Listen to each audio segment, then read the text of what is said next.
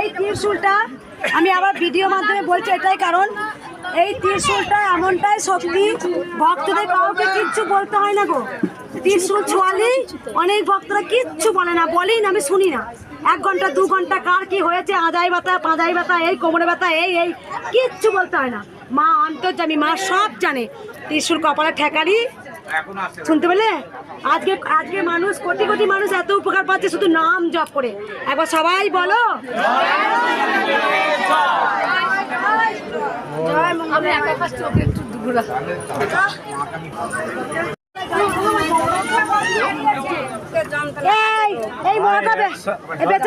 মাকে আমি দেখে আনিনি, আমি নিজে পুজো দিয়ে গিয়েছি।